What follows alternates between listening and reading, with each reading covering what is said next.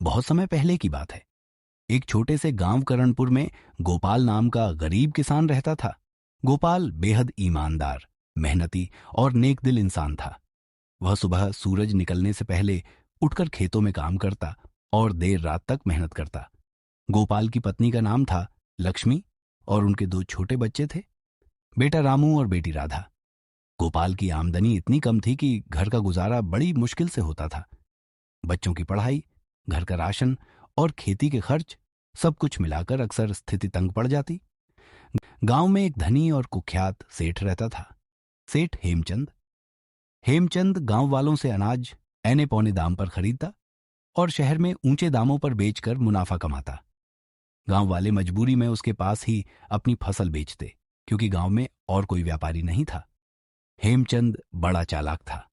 वह किसानों की मजबूरी का फायदा उठाता और हर बार उनकी मेहनत की कमाई दबा लेता।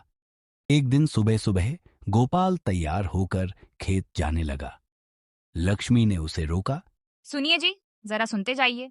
रामू और राधा की स्कूल टीचर ने फिर फीस मांगी है। अगर इस बार फीस न दी तो बच्चे स्कूल से निकाल दिए जाएंगे। लक्ष्मी, मैं क्या करूं? जो कुछ भी खेत से मिलता है उसका आधा तो सेठ हेमचंद ही निगल जाता है। बचा खुचा मुश्किल से घर के राशन में लग जाता है। बच्चों की फीस कहाँ से दूं? तो फिर आप सेठ से साफ साफ कहिए कि हमारी फसल का पूरा दाम दिया करे। दिन पर दिन खर्च बढ़ता जा रहा है। अगर आप ऐसे ही चुप रहे तो हम कभी आगे नहीं बढ़ पाएंगे। ठीक है, आज ही सेठ से बात करता हूं। शाम को जब गोपाल अपनी फसल लेकर सेठ हेमचंद के गोदाम पहुंचा तो वहां और भी किसान खड़े थे। किसान हरिया बोला, भाई गोपाल, देखना आज फिर सेठ कोई बहाना बनाएगा। पिछली बार मेरी आधी कमाई काट ली थी। हाँ, मेरा भी यही हाल हुआ। 2 दिन की बीमारी में खेत नहीं जा पाया तो पगार से काट ली। यह सेठ तो बिल्कुल निर्दयी है। गोपाल चुपचाप खड़ा रहा। उसके मन में भी चिंता थी। थोड़ी देर बाद सेठ हेमचंद आया। किसानों ने कहा, सेठ जी, महीना पूरा हो गया है, अब हमारी पगार दे दीजिए। अरे भाइयों, अभी बाजार में अनाज का भाव बहुत गिर गया है, इसीलिए इस बार तुम सबको कम पैसे मिलेंगे। लेकिन सेठ जी, आपने तो कहा था कि मेहनत के हिसाब से पूरा दाम मिलेगा। देखो भाइयों, अगर मेरा मन है तो पैसे दूंगा, वरना मत करो काम मेरे पास, कहीं और चले जाओ। किसान मायूस होकर चुप हो गए। गोपाल घर पहुंचा तो लक्ष्मी ने पूछा, कितना मिला इस बार? बस 2,000 रुपए, जबकि पूरे 3,000 मिलने चाहिए थे, लेकिन सेठ ने दाम कम कर दिए। इतने में तो बच्चों की फीस ही निकल जाएगी। घर का खर्च कैसे चलेगा?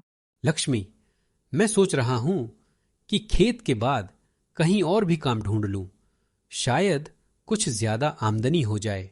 अगले दिन गोपाल खेत के बाद गांव में काम की तलाश करने निकला। कहीं से उम्मीद नहीं लगी। थका हारा वह गांव के किनारे स्थित पुराने बरगद के पेड़ के नीचे बैठ गया। अचानक उसकी नजर मिट्टी में दबे एक पुराने बक्से पर पड़ी। गोपाल ने उसे निकाला और खोला। बक्से में एक पुरानी ढोलक रखी हुई थी। वह ढोलक बहुत अजीब लग रही थी। उस पर सोने जैसी चमक थी और रहस्यमयी नक्काशी बनी हुई थी। गोपाल ने ज्यों ही ढोलक बजाई, अचानक उसके सामने एक अलौकिक आकृति प्रकट हुई। वह आकृति बोली, गोपाल, डर मत, मैं इस ढोलक का रक्षक हूं। यह कोई साधारण ढोलक नहीं है। जब भी तुम इसे बजाओगे, तुम्हारे सामने अनाज, धन या कोई जरूरी वस्तु प्रकट हो जाएगी। लेकिन याद रखना, यह ढोलक सिर्फ जरूरतमंद और नेकदिल इंसान की मदद करती है। अगर तुम लालच करोगे तो सब कुछ खो दोगे। गोपाल हैरान रह गया। उसने हाथ जोड़कर कहा, हे देवता, मैं गरीब हूं। मेरे बच्चों की पढ़ाई और घर की रोटी भी पूरी नहीं हो पाती। मुझे इस ढोलक की शक्ति का सही इस्तेमाल करना आता है। गोपाल घर पहुंचा और लक्ष्मी को सब बताया। लक्ष्मी को यकीन नहीं हुआ। गोपाल ने ढोलक बजाई। अचानक घर में गेहूं की बोरियां प्रकट हो गईं। लक्ष्मी खुशी से उछल पड़ी। ये तो सचमुच जादू है। अब हम बच्चों की फीस भी भर सकते हैं और घर भी अच्छे से चला सकते हैं।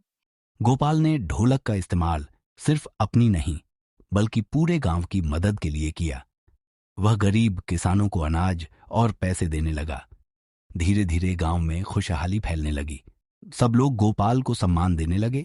सेठ हेमचंद को जब यह पता चला कि गांव वाले अब उसके गोदाम पर नहीं आते और सब गोपाल से मदद ले रहे हैं, तो वह जल भुन गया। उसने सोचा, जरूर गोपाल को कोई खजाना मिला है। मुझे किसी भी हालत में यह रहस्य पता करना होगा। एक रात सेठ चोरी छिपे गोपाल के घर में घुस गया।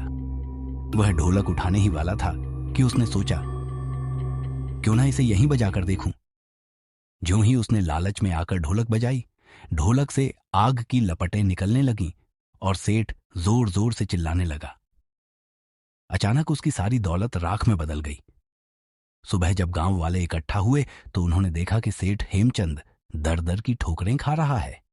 गोपाल ने सबको समझाया, देखो भाइयों, मेहनत और ईमानदारी से जीना ही सच्ची दौलत है।